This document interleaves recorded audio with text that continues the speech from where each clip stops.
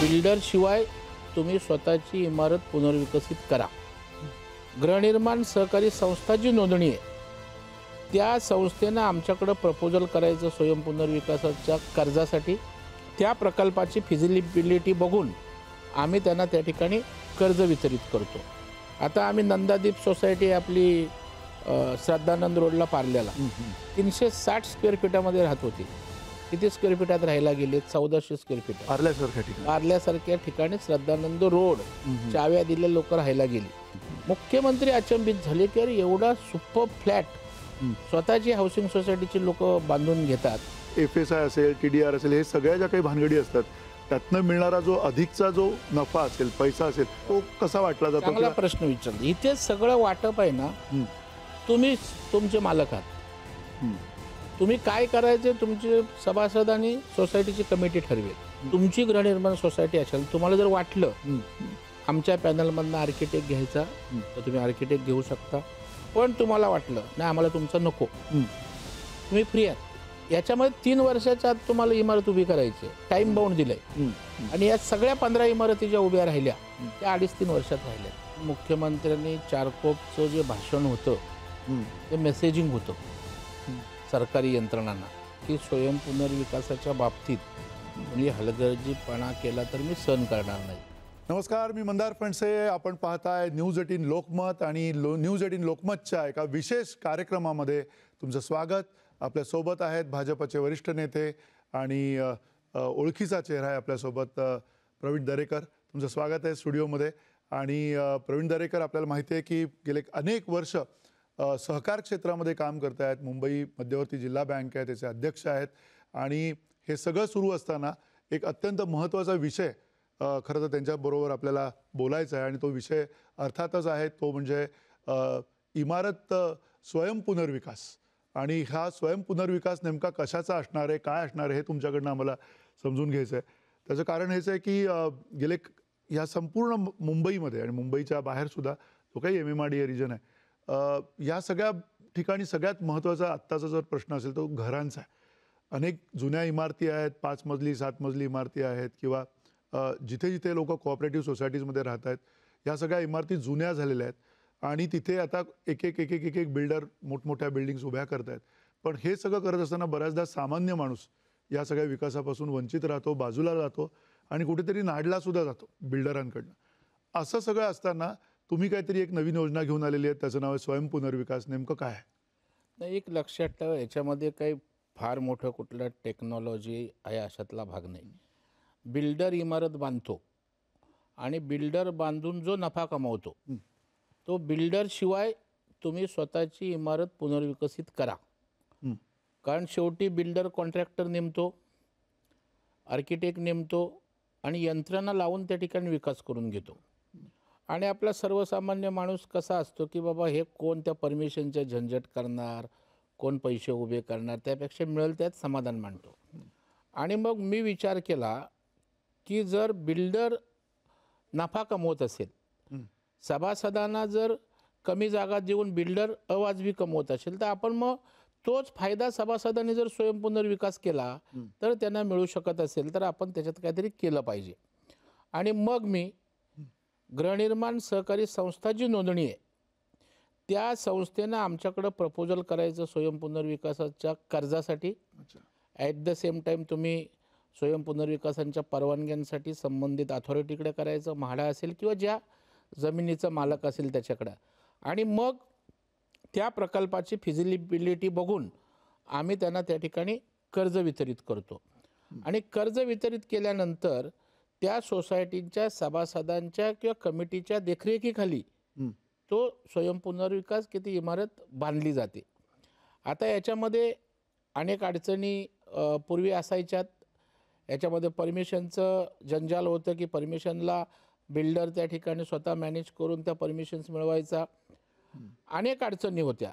मग राज्याच्या मुख्यमंत्र्यांना देवेंद्र फडणवीस साहेबांना हा विषय समजावून सांगितल्यानंतर की स्वयं पुनर्विकासामधनं सर्वसामान्य माणसाचा, सभासदाचा जास्तीचा फायदा होतोय, सरकारनं राजाश्रय देण्याची आवश्यकता आहे।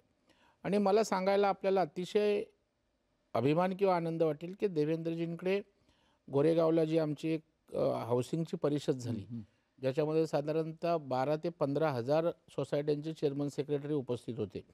तेव्हा 20 वेगवेगळ्या प्रकारच्या मागण्या, सवलती स्वयंपुनर्विकासाला द्या अशा प्रकारचं सांगितलं होतं. त्यापैकी 18 परवानग्या त्यांनी दिल्या, शासन निर्णय केले. अर्थात त्यातल्या 4-5 गोष्टी अंमलबजावणी व्हायची आहे आणि त्याच्यामुळे स्वयंपुनर्विकासाला गती मिळाली. ह्याच्यामध्ये होता काय फायदा? स्वयंपुनर्विकासामध्ये जी जागा मिळते ती बिल्डर देतो त्यापेक्षा जास्त मिळते. आणि आम्ही हे सक्सेस स्टोरी उभ्या केल्यात. हे काही स्वप्न आहे, जादू आहे अशातला काहीच भाग नाही. आता आम्ही नंदादीप सोसायटी आपली श्रद्धानंद रोडला पार्ल्याला 360 स्क्वेअर फीटामध्ये राहत होते. किती स्क्वेअर फीटात राहायला गेले? 1400 स्क्वेअर फीटात. पार्ल्यासारख्या ठिकाणी श्रद्धानंद रोड चाव्या दिल्या लोक राहायला गेली.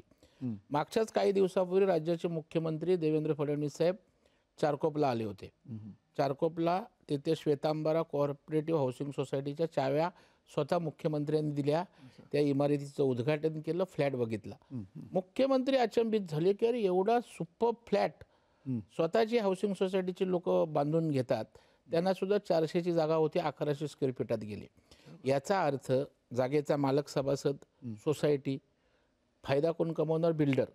मग त्यापेक्षा त्यांना अर्थपुरवठा केला, शासनानं परवानगीत मदत केली, अडथळे दूर केले, तर आज मध्यमवर्गीय माणसाला, विशेषतः मराठी माणसाच्या चाळीत किंवा मध्यमवर्गीय मोडकळे चालल्या इमारतीत राहतो, त्याला आज वसई विरार किंवा टोकावर जायला लागणार नाही कसाऱ्यापर्यंत. किंवा काही लोक गावी जातात का तर छोटी जागा असते आणि त्या छोट्या जागेमध्ये कुटुंब वाढल्यानंतर विकण्याशिवाय मंदर्जाला पर्याय नसतो. मग अशा वेळेला हा फार मोठा दिलासा आहे. मुंबईतला मुंबईकर मुंबईतच लावा, सर्वसामान्य माणूस, याच्यासाठी त्या ठिकाणी एक अभूतपूर्व अशा प्रकारची योजना आहे, जिला पूर्णपणे देवेंद्रजींनी राजाश्रय दिलाय. आणि आज माझ्याकडे 1600 प्रस्ताव कर्जासाठी आले. 1600 बिल्डिंग, 1600 सोसायटीज आता तयार आहेत स्वतः बिल्डर व्हायला, स्वतः बिल्डर सारखं काम करून जास्तीच्या जागा द्यायला प्रस्ताव आमच्याकडे आलेत. त्यातल्या 36 सोसायट्यांनी आम्ही कर्ज मंजूर केलंय आणि 15 इमारती उभ्या राहिल्यात ज्याच्यामध्ये लोक राहायला गेली. जे पहिलं लोक बोलायचे होऊ शकतं का, कसं होणार, तर आता आम्ही सक्सेस स्टोरी केलेल्या आहेत. आता आमच्यासमोर प्रश्न निर्माण झाला की ही अभियान फार मोठ्या प्रमाणावर आता झालंय, कारण मुख्यमंत्री स्वतः चावी वाटप ज्या दिवशी करायला आले त्या दिवशी लोकांचा विश्वास झाला की बाबा इथे खूप फायदा आहे. बरं, याच्यामध्ये फायदे अनेक प्रकारचे कसे आहेत? केवळ जागा मोठी मिळते नाही, इथे आत्मनिर्भर हाऊसिंग पण होतं. पंतप्रधान नरेंद्र मोदींचं म्हणणं आहे की आत्मनिर्भर व्हा. इथे तुम्हाला डिपेंडंट नाही कोणावर राहायचं, नाही तर जाऊन बिल्डरच्या बाहेर आपल्या स्टुलावर बसा, जागेचा मालक मी, परंतु तुम्ही बिल्डरकडे त्या ठिकाणी स्वाभिमान घाण ठेवून तिथे 2-2 तास वाट बघत बसायची. त्या ठिकाणी प्लॅनिंग डिझाईनमध्ये बिल्डर कधीच आपल्या विश्वासात घेत नाही, तोच करत असतो. इथं प्लॅनिंग डिझायनिंग तुम्ही करणार, गुणवत्ता दर्जा तुम्ही ठरवणार, स्टील कुठलं टाकायचं सोसायटी सांगणार, सिमेंट कुठलं वापरायचं सोसायटी सांगणार, तुम्ही टप्प्याटप्प्याने त्यांना पेमेंट करणार, म्हणजे पेमेंट तुमच्या हातामध्ये असतं. त्याच्यामुळे तुम्ही टप्प्याटप्प्याने पेमेंट करणार, कामाचा दर्जा त्या ठिकाणी होतो, डिपेंडन्सी नसते.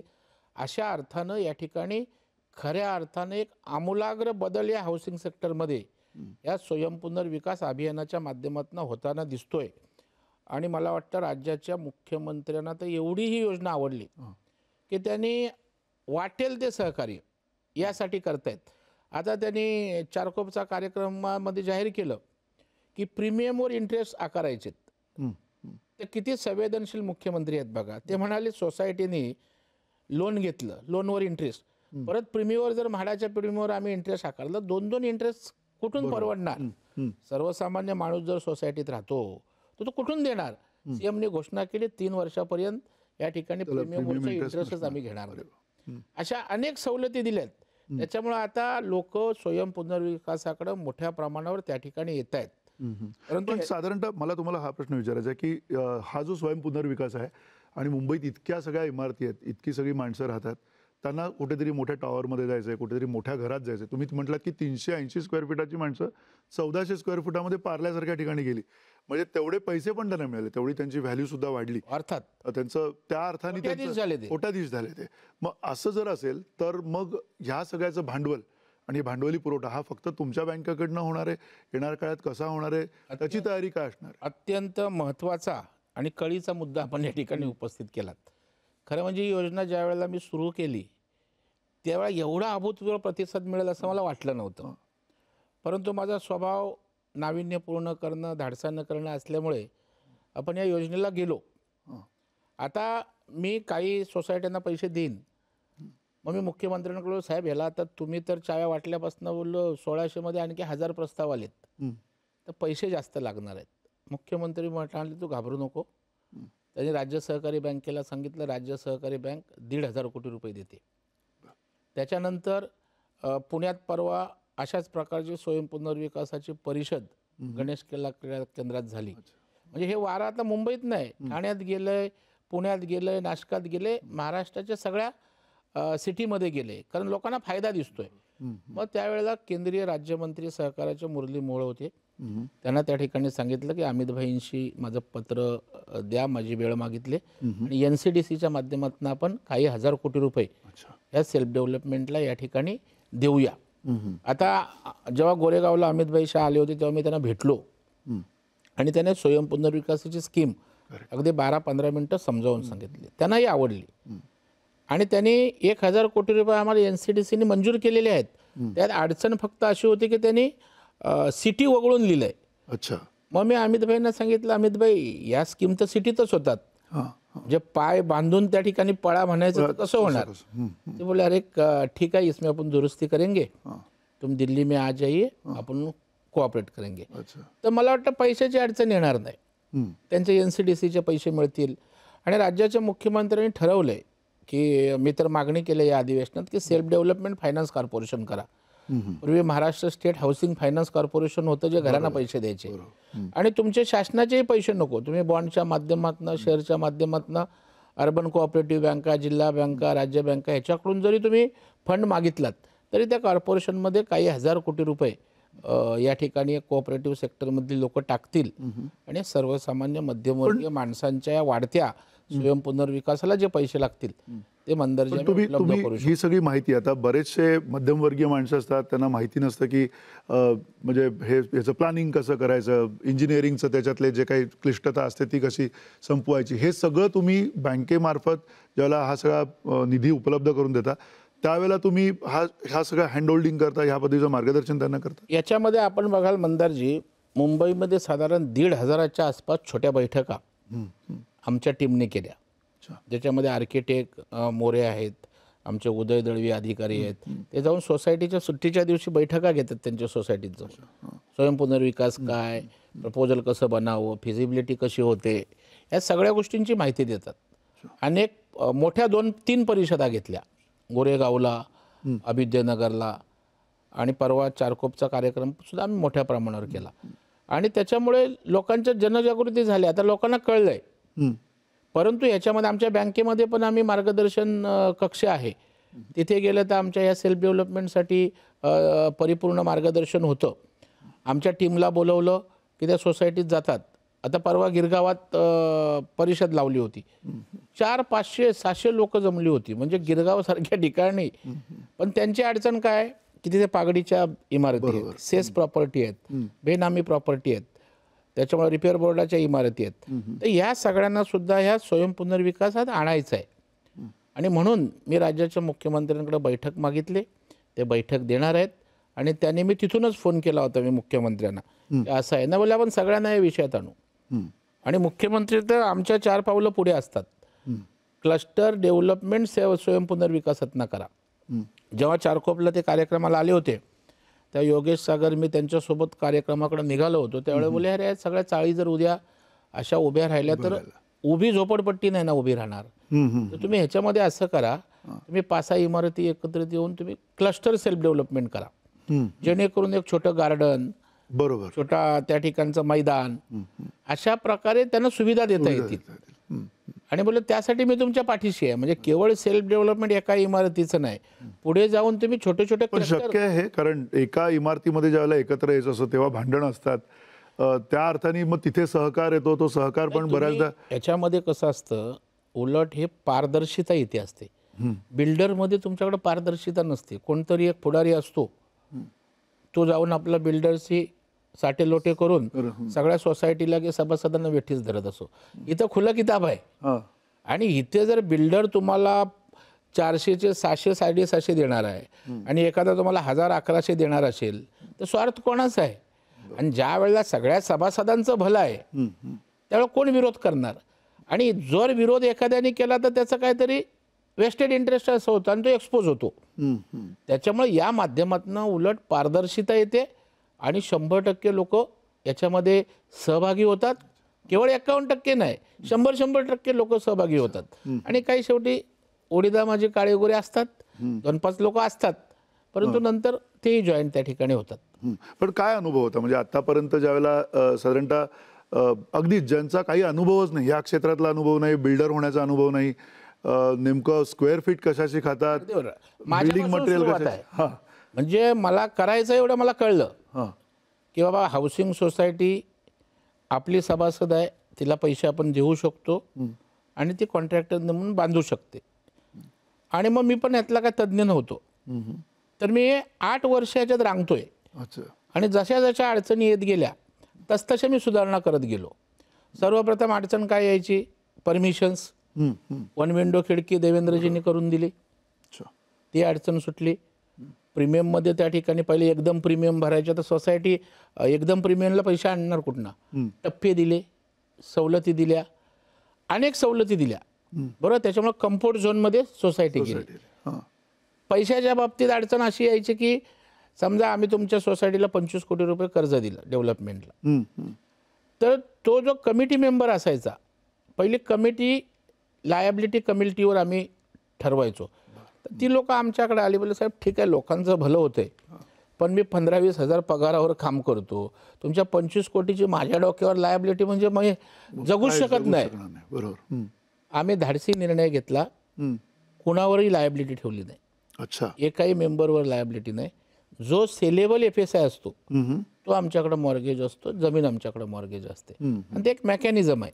ते विकून आमचे हप्ते येणं, पहिला मॉनिटरिंग पिरियड देणं, या सगळ्या गोष्टी टप्प्याटप्प्याने आला. तुम्हाला एकटा अडचण मजेशीर मी तुम्हाला सांगतो की आम्ही जेव्हा जास्त प्रपोजल्स यायला लागली तर पैसे मागायचे म्हणून आम्ही राज्य सहकारी बँकेकडे पत्र लिहिलं की अशा प्रकारची एक योजना आहे आणि त्याचा उपयोग सर्वसामान्यांना खूप होते, तर तुम्ही आमच्याशी कन्सोर्शियममध्ये फायनान्स करा. तर ते विद्वान लोक सगळी त्यांनी राज्य गव्हर्नरला लिहिलं, RBIला, की अशा अशा प्रकारे स्वयं पुनर्विकासाला आम्हाला पैसे द्यायला परवानगी द्या. आता परवानगी द्या बोलल्यावर त्यांना परवानगी द्यायचं दूर राहिलं, आम्हाला नोटीस काढलं RBIनी. अच्छा. की तुम्ही रिअल इस्टेटला पैसे देताय. म्हणजे आम्हाला होतं ते बंद करायला सांगितलं, म्हणजे मदत मागायला गेलो, होतं ते बंद झालं. आणि त्यावेळेला असा आमच्यावर प्रसंग आला की एक इमारत तोडली होती, भुईसपाट झाली होती, लोक बाहेर राहायला गेली होती. RBIनी सांगितलं पैसे द्यायचे नाहीत. अशा वेळेला मी बोर्डाला कन्व्हिन्स केलं की बोलू ती लोक मरतील उद्या शॉकनी. आम्ही त्यांना पैसे त्या ठिकाणी दिले. आणि नंतर मग मी देवेंद्रजींना विनंती केली की असा असा प्रॉब्लेम झालाय, आपण रिअल इस्टेटला साहेब पैसे देत नाही, आपण सोसायटीला पैसे देतो. कारण ते इंटायटल आहेत, ते आमचे सभासद आहेत. बरोबर. मग कोविडच्या काळामध्ये माननीय देवेंद्रजी तेव्हा विरोधी पक्षनेते होते, ते आणि मी, शक्तिकांत दास गव्हर्नर होते, त्यांना भेटायला गेलो आणि आम्ही तिघांनी जवळपास अर्धा-पाऊण तास चर्चा केली. देवेंद्रजींनी अर्धा तास स्वयं पुनर्विकास म्हणजे काय, त्याचा फायदा कसा होतो, आम्ही रिअल इस्टेटला पैसे देत नाही, हे नीट समजावून सांगितलं. आणि आश्चर्य वाटेल तुम्हाला, शक्तिकांत दास बोलले अरे हे तर वंडरफुल योजना आहे. आणि त्यांनी अख्ख्या देशात अशा प्रकारच्या योजनेला त्यांनी मान्यता दिली. म्हणजे तुम्ही एखादं चांगलं काम करत असाल तर अडथळे आले तर ते आपण नीट कन्व्हिन्स केले तर ते दूर होतात, यावर आमचा विश्वास आहे. आणि आजही काही अडचणी आहेत. पण हा जो प्रवीण दरेकर पॅटर्न तुम्हाला सुचला कसा? नाही, मला सिंपल, हे बघा ह्याच्यामध्ये काय आजच स्वयं पुनर्विकास होतो असा नाही. आपण मृणाल गोरे होते बघा, आपला नागरी निवारा आहे, हे कधी काळी पहिलं सोसायटी करूनच करायचे. तेव्हा नागरी निवाराला सरकारने जागा दिली, तेव्हा बिल्डर नव्हते. मृणालताईंनी काय केलं, कर्ज घेतलं आणि कॉन्ट्रॅक्टर नेमला आणि कॉन्ट्रॅक्टरच्या माध्यमातून त्या इमारती उभ्या राहिल्या. मग तेव्हा पण हाऊसिंग सोसायटी होती, स्वतःची इमारत स्वतः उभी केली होती. बरोबर. पण नंतरच्या काळात आपण आळशी झालो आपण स्वतःच्या फायद्यापेक्षा मला आरामशीर थोडं कमी मिळालं चालेल अशी मानसिकता झाली. आणि मग तुम्ही आता काही रेव्हेन्यूच्या जागेवर आहेत, लोकांनी एकत्रित येऊन कॉन्ट्रॅक्टर नेऊन बांधल्या होत्या ना बिल्डिंग, पण ॲट लार्ज बरोबर. ॲज अ अभियान, ॲज अ मोहीम म्हणून आपण ती केली आणि आज त्याला गती मिळताना दिसते. आणि मला तर काहीच अडचण वाटत नाही, कारण स्वतः राज्याच्या मुख्यमंत्र्यांनी हा विषय ओन केलाय. बरोबर. पण हा जो तुम्ही म्हणताय की स्वतः मुख्यमंत्र्यांनी सुद्धा त्याला एक प्रकारे म्हणजे दत्तकच घेतलेली ही योजना. जर असं असेल तर केवळ मुंबईपुरता ही मर्यादा असणार आहे की येणाऱ्या काळामध्ये खास करून मुंबई बँकेकडनं असेल की इतर पण बँका ह्याच्यामध्ये येऊ शकतात? आता याच्यामध्ये याची व्याप्ती वाढायला लागली. मुंबई बँकेला नोडल एजन्सी MMRD रिजन करता करलेलं आहे. महाराष्ट्राकरता राज्य सहकारी बँकेला नोडल एजन्सी केलं. राज्य बँकेची क्षमता मोठी आहे, 40-45 हजार कोटीची ती बँक आहे. आणि आता बघा, ठाण्यात स्वयंपुनर्विकासासाठी लोक पुढे येत आहेत, नवी मुंबईत येत आहेत. परवाच पुण्याला माननीय मुख्यमंत्र्यांच्या उपस्थितीत तिथल्या हाऊसिंग फेडरेशननी परिषद घेतली, ते या विषयाला पुढे येत आहेत. नाशिकला परिषद होती. त्याच्यामुळं याची व्याप्ती आता राज्यभर होते. बरोबर. आणि याकरता मुख्यमंत्री महोदयांनी जेव्हा आमचं चारकोपला हे चावी वाटप समारंभ होता, त्यावेळेला माझ्या अध्यक्षतेखाली समिती नेमली, दरेकर समिती. तुम्ही स्वयंपुनर्विकास, क्लस्टर स्वयंपुनर्विकास याकरता आणखी काय केलं पाहिजे सरकारने, उपाययोजना काय, अडचणी काय, यावरचा कमिटी माझ्या अध्यक्षतेखाली आहे. ती कमिटी आता नोटिफिकेशन निघाल्यानंतर 1 महिनाभरात किंवा 15 दिवसात आम्ही अहवाल तयार करू की बाबा आता सेल्फ डेव्हलपमेंटला कुठे अडचणी आहेत, कुठल्या सेक्टरला करता येत नाही तर त्याच्याकरता सरकारने काय केलं पाहिजे, त्यांना या सगळ्या विषयात आणलं पाहिजे. तर आता पागडीच्या जागा आहेत, तर तिथे विकास होत नाही, बिल्डर अडवणूक करतो, त्यांच्या सोसायट्या करून त्यांना अलाउड करा, बिल्डरला रेडी रेकनरप्रमाणे पैसे द्या, किंवा काय ते ऐकला नाही तर कंपल्सरी सोसायटीला अलाव करा. अशा प्रकारचे जे जे सजेस्टिव्ह मेजर्स आहेत, बरोबर, ते या ठिकाणी त्या कमिटीच्या माध्यमातून आम्ही करणार आहोत. त्याच्यात काही तज्ज्ञ या विषयातली लोक घेणार आहे माझ्यासोबत. आणि राज्य सरकार जे हाऊसिंगची पॉलिसी आणते, बरोबर, तेव्हा माननीय मुख्यमंत्र्यांनी सांगितलं की आम्ही जी हाऊसिंगची पॉलिसी आणतोय त्याच्यामध्ये स्वयंपुनर्विकासाला आम्ही स्थान देणार आहोत, महत्त्व देणार आहोत. आणि त्याच्यामुळेच मुख्यमंत्र्यांनी अशा प्रकारची ही समिती घोषित केलेली आहे. आणि मला वाटतं समितीमुळे आणखी ज्या अडचणी आहेत, समजा आता म्हाडावर होत आहेत, काही जागांवर होत आहेत, पण काही ठिकाणी आपल्याला स्वयंपुनर्विकास करता येत नाही, पागडीच्या जागा आहेत, सेस इमारती आहेत, तर या सगळ्या सेक्टरला स्वयंपुनर्विकासाचं दालन उघडं व्हावं यासाठी हा प्रयत्न आहे. आणि मला वाटतं राज्याचे मुख्यमंत्री या समितीचा अहवाल आल्यावर आणखी सकारात्मक जे जे सरकार म्हणून करण्याची आवश्यकता आहे ते त्या ठिकाणी करतील. आणि एक चांगली अशा प्रकारची मोहीम यशस्वी होईल, ज्यातनं सर्वसामान्य माणसाला पण आणखीन एक विषय त्याच्यातला असा आहे की ज्या पद्धतीनं ही सगळी मोहीम तुम्ही सुरू केलेली आहे, ज्या वेळेला एखादी बिल्डिंग बांधली जाते, पूर्णपणे इमारत उभी राहते, सोसायटी पुन्हा तिथे बनते, ती सोसायटी आधीची जी असते तीच पुढे जाते, पण ज्याला त्याच्यात FSI असेल, TDR असेल, हे सगळ्या ज्या काही भानगडी असतात, त्यातनं मिळणारा जो अधिकचा जो नफा असेल, पैसा असेल, तो नफा म्हणजे अधिकची जागा तर मिळतेच आहे, पण नफा जो आहे तो कसा वाटला जातो? चांगला प्रश्न विचारला. इथे सगळं वाटप आहे ना, तुम्हीच तुमचे मालक आहात. तुम्ही काय करायचे तुमचे सभासद आणि सोसायटीची कमिटी ठरवेल. आता या ठिकाणी कॉर्पस जो असतो तो मोठ्या प्रमाणावर मिळतो. आता मी बोरिवलीची कांदिवलीच्या काही एक प्रकारे तुम्हाला नंतर मेंटेनन्स वगैरे पासून सुटका मिळू शकते. मेंटेनन्सच्या अनेक उदाहरणं आहेत नंतरच्या काळामध्ये. डेव्हलपमेंटच्या अनेक सोसायटी अशा आहेत की त्यांना 0 मेंटेनन्स आहे, 1 रुपया त्या ठिकाणी मेंटेनन्स नाही, कारण ते कॉर्पस बिरपस मिळणार ते सगळं ठेवतात आणि तशा प्रकारचे प्रोव्हिजन करतात. मग काहींना 25-25 लाख कॉर्पस मिळाला आहे, जिथे बिल्डर 5 लाख देणार होता. आयदर तुम्ही जागा मोठी घ्या, कॉर्पस जास्त घ्या, तुम्ही ठरवायचं आहे. बरोबर. आणि त्याच्यामुळं तोही फायदा कॉर्पसचा मोठ्या प्रमाणावर होतो. आणि त्याच्या मला वाटतं की छोटा जो 300-400 स्क्वेअर फीटात असतो, तो एका स्वयंपुनर्विकासात कोट्याधीश होतो. 60-70 लाखाचा छोटा फ्लॅट असेल तर उद्या 1000-1200चा झाला. बरोबर. हा आज मुंबई ठाण्यात कारल्याची तुम्ही 2-2.5 किंमत कोटीच्या काढा ना, 360 स्क्वेअर फीटाची किंमत आणि 1400 स्क्वेअर फीटाची किंमत, बरोबर. आमूलाग्र अशा प्रकारची तफावत मिळणार आहे याच्यामध्ये. पण ही सगळी जी तफावत आहे आणि हा जो सगळा विकास आहे, तुम्हाला काय वाटतं की आता ह्याची जी गती आहे ती गती वाढण्यासाठी काय करायला पाहिजे? कारण ही गती जोपर्यंत तुमची समिती येते, समितीचा अहवाल येईल, त्याच्यानंतर कदाचित हा जो काही सगळा निधी उपलब्ध होईल, पण ही गती वाढण्यासाठी काय करायला पाहिजे आणि ह्या गती वाढताना ह्याच्यामध्ये प्राधान्य तुम्ही कसं देणार आहात, प्राधान्यक्रम कसा ठरवणार? नाही, गतीसाठी स्वतः माननीय मुख्यमंत्री त्या ठिकाणी आग्रही आहेत. कारण मुख्यमंत्र्यांनी चारकोपचं जे भाषण होतं ते मेसेजिंग होतं सरकारी यंत्रणांना की स्वयंपुनर्विकासाच्या बाबतीत कोणी हलगर्जीपणा केला तर मी सहन करणार नाही. मुख्यमंत्री सहसा कधी चिडत नाहीत. त्यांनी सांगितलं की मुंबई बँकेकडे 1600 प्रस्ताव जातात आणि तुमच्याकडे फक्त 46 येतात. याचा अर्थ तुमच्याकडे का प्रस्ताव येत नाहीत?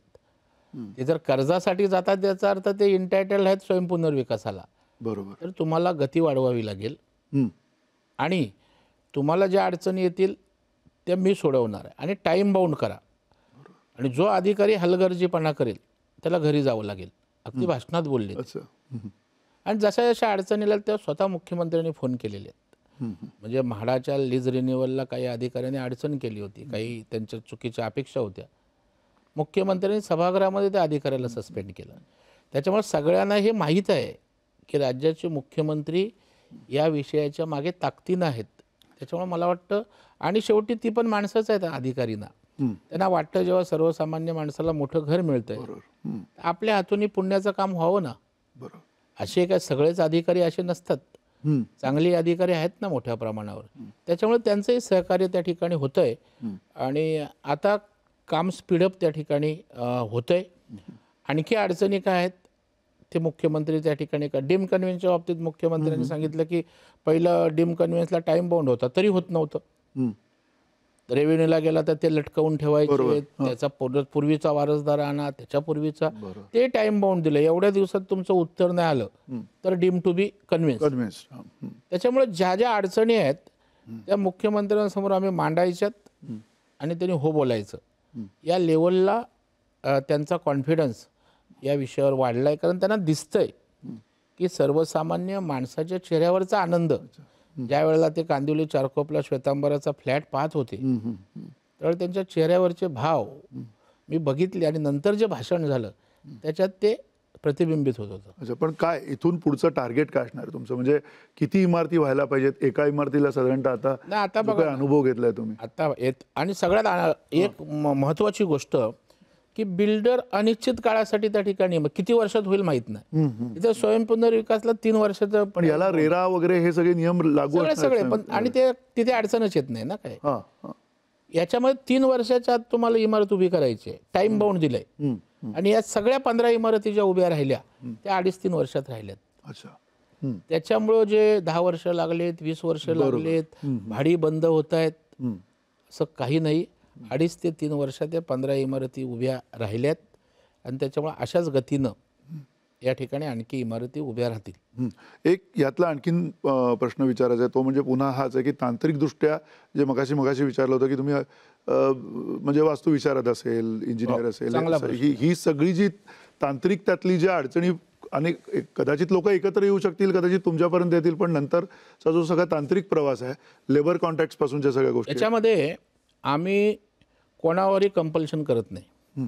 आमच्या बँकेचं आर्किटेक्टचं पॅनल आहे, कंत्राटदारांचं पॅनल आहे, लिगल ॲडवाईस देणाऱ्यांचं पॅनल आहे. तुमची गृहनिर्माण सोसायटी असेल, तुम्हाला जर वाटलं आमच्या पॅनलमधनं आर्किटेक्ट घ्यायचा तर तुम्ही आर्किटेक्ट घेऊ शकता. पण तुम्हाला वाटलं नाही आम्हाला तुमचं नको, तुम्ही फ्री आहात. तुम्ही तुमचा आर्किटेक्ट नेमून प्रपोजल सबमिट करू शकता. पण आमचा आर्किटेक्ट तो टॅली करतो, कारण शेवटी आम्हाला रिपेमेंट पण आलं पाहिजे. जर उद्या त्या आर्किटेक्टनी केलेले आम्ही जर मॅच केलं नाही तर अडचणीत यायला नको. त्याच्यामुळे तेही अडचणीत नको, आम्ही अडचणीत नको. आणि त्यामुळे एकदम फ्रीडम आहे. आणि आपण बघाल की लोक आता ह्या ज्या इमारती उभ्या राहिल्या आहेत त्या सर्वसामान्य माणसांनी केलेत ना. कुठले टेक्निशियन नाहीत, कुठलं नॉलेज नाही, फक्त विश्वास, एकत्रित येणं आणि त्या आत्मविश्वासानं हे सगळे लोक करतायत. आणि मला वाटतं तुमची इच्छाशक्ती प्रबळ असेल ना, सगळ्या गोष्टी सुटत जातात. कारण पहिलं मी सुरू केलं तेव्हा मला लोक हसायचे, असं कुठे होतं का, मुंबईत शक्य आहे का, परवानग्या मिळतील का, अंडर टेबल कोण करणार, ओव्हर टेबल कोण करणार. काम करत राहायचं. परमेश्वर चांगल्या कामाला मार्ग दाखवत जातो, तसं आता होत राहिलंय. अच्छा. आणि मुख्यमंत्र्यांनी स्वतः स्वयंपुनर्विकासाचं एक प्रकारचं प्रचार करतात सीएम, की सगळ्यांनी स्वयंपुनर्विकासाला जा, तुमचं भलं आहे. पण या सगळ्या याच्यामध्ये बिल्डर लॉबीकडनं काही अडचणी निर्माण झाल्या मधल्या काळात किंवा काय असं काही झालं? आता त्यांच्या पोटावरच पाय जर येणार असेल, अर्थात त्यांचं पोट मोठं असतं, यांनी काही अडत नाही. 1-2 बिल्डिंगनी काय होतं? हां, परंतु परवानग्यांसाठी थोडीशी, कारण त्यांचा शेवटी प्रभाव दबाव सगळ्या यंत्रणांवर असतोच ना.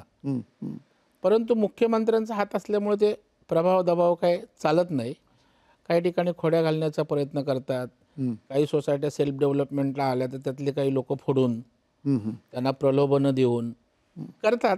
पण ज्या वेळेला सोसायटीचे पुढाकार घेणारे लोक सांगणार हे तुमचंच भलं आहे, आपल्या जास्त फायदा होतोय, बिल्डर देणार आहे त्यापेक्षा जास्त फायदा होतोय, वेळेत इमारत उभी राहते, दर्जेदार इमारत उभी राहते, तर अडचण कसली आहे. आणि मग जे बिल्डरचे साठे लोटे करणारे ते तोंडावर आपटतात. त्यामुळे बिल्डरचे सगळे प्रयोग केलेत, करतायत, पण ते सफल होत. आपण असं गृहीत धरू की तुमचे 1600 अशा ज्या सगळे तुमच्यापर्यंत आलेले प्रस्ताव आहेत, पूर्ण व्हायला किती कॉर्पस लागणार आहे, किती फंड्स लागणार आहे त्याच्यासाठी? बघा ना, आता कसं आहे, तुमची 10-15 लोकांची सोसायटी आहे, 25 लोकांचे, 50 डिफेन्स असतं. म्हणजे 10-15 कोटीपासून सुरू होतं ते 150 कोटींपर्यंत जातं. आणि तुम्हाला काय म्हणतात, 1600 लोकांना ॲट अ टाइम पैसे द्यायचे नाहीत ना. आणि तुम्ही समजा 1000 कोटी रुपये वाटलेत, तर ते रोटेशनमध्ये येतात ना. बरोबर. त्याच्यामुळे 4-5 हजार कोटी असले की त्याच्यावर हे रोटेशन होतं. त्याच्यावरच इमारत उभी राहणार. त्याच्यावर इमारत, त्याच्यावर राज्य बँक आहे मदतीला, आता NCDC येईल, त्याच्यामुळे पैशाची व्यवस्था होईल. कारण शेवटी आता 15 इमारती झाल्यात, बरेचशे इमारती आता आमचं रिपेमेंट करतायत. बरोबर. ते सांगतात तुमचे पैसे नको, कर्ज नको, कारण आमच्या सेलेबल मधनं आम्हाला पैसे आलेत. त्याच्यामुळे का ते स्लॅब पहिला पडेपर्यंत किंवा प्लिंथ उभे राहीपर्यंत आमची मदत घेतात. बुकिंग सुरू झाली, त्याच्यामुळे पैशाची अडचण येत नाही. पण त्याच्यावरती बंधनकारक असतात, त्यांना जेवढं तुम्ही सँक्शन केलेलं लोन आहे तेवढंच घेतलं पाहिजे, की त्यांच्याकडे जर बुकिंग तेवढं आलं तर ते रिपे करू शकतात. पण त्याचा मग काय फाईन असतो ना, कारण शेवटी आम्ही डिपॉझिटरचे पैसे हे तुम्हाला दिलेले असतात. बरोबर. डिपॉझिटरला आम्हाला इंटरेस्ट द्यायचा असतो ना, आणि तुम्ही जर बिफोर केलं तर तुमचा राहिलेला इंटरेस्टचं काय, त्याच्यामुळे त्याला काही फाईन असतो, तो ते देतात. अच्छा. पण ही सगळी जी योजना आहे ती येणाऱ्या काळामध्ये पूर्ण आकारास येईल आणि तुम्हाला त्याच्यातला सगळ्यात मोठा फायदा म्हणून जर बघितला, अगदी म्हणजे आपण त्याला सामाजिक फायदा बघा, त्यातला राजकीय फायदा बघा, जो काही फायदा ज्याला असेल तो फायदा सगळ्यात तुम्ही कशा प्रकारे बघताय, कशा प्रकारे त्या फायद्याचा तुम्ही लक्षात ठेवा, याच्या मागे आम्ही पॉलिटिकल काय फायदा हवा या उद्देशानं अजिबात करत नाही.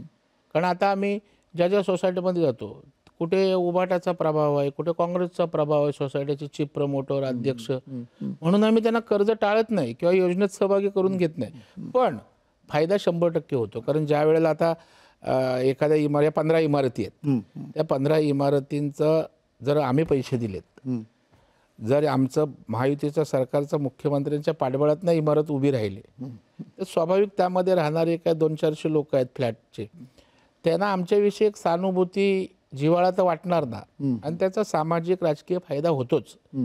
परंतु आम्हाला समाधान काय, मुंबईतला सर्वसामान्य माणूस आज मुंबईच्या बाहेर जाता कामा नये. आणि हा स्वयंपुनर्विकास मुख्यमंत्र्यांचं वाक्य आहे. आपण भाषण मुख्यमंत्र्यांचं चारकोपचं बघा, की स्वयंपुनर्विकास मुंबईतला बाहेर जाणारा मराठी माणूस थांबवण्याची क्षमता आणि ताकद या स्वयंपुनर्विकासात आहे. नक्की. आणि ते होताना दिसतंय. अच्छा. एक अत्यंत महत्त्वाचा असा हा विषय होता न्यूज 18 लोकमत विशेषमध्ये आपण या विषयाला हात घालण्याचा प्रयत्न केला, समजून घेण्याचा प्रयत्न केला. हा विषय नेमका कसा होता, मुंबई जिल्हा मध्यवर्ती जी बँक आहे तिच्या तर्फे हा सुरू झालेला विषय हळूहळू महाराष्ट्रातल्या विविध शहरांपर्यंत हा स्वयंपुनर्विकास जाण्याची शक्यता निश्चित दिसते. आणि हे होत असताना एक सगळ्यात महत्त्वाचा भाग असा आहे की जो सामान्य माणूस आहे, मध्यमवर्गीय माणूस आहे, त्या मध्यमवर्गीय माणसाचं जे मोठ्या घराचं स्वप्न आहे ते एकीकडे पूर्ण होत आहे. ते जिथे राहतात, अनेक वर्ष जिथे राहतात त्याच ठिकाणी ते पुन्हा तिकडे राहू शकतात. हा त्यातला एक सगळ्यात मोठा फायदा त्याच्यामध्ये दिसतो. आणि एवढंच नाही तर त्यातला सगळ्यात महत्त्वाचा मुद्दा असाच आहे की एक प्रकारची क्रांती आहे, कारण ह्याच्यामध्ये प्रत्येक कुटुंबाला अधिकचा पैसा मिळणार आहे, अधिकचं स्थैर्य मिळणार आहे, अधिकची समृद्धी मिळणार आहे.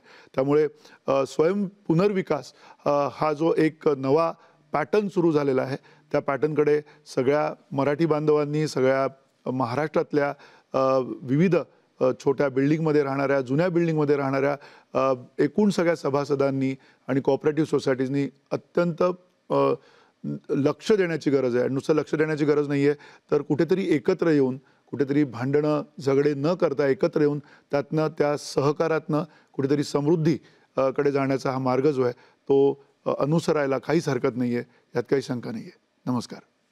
नमस्कार.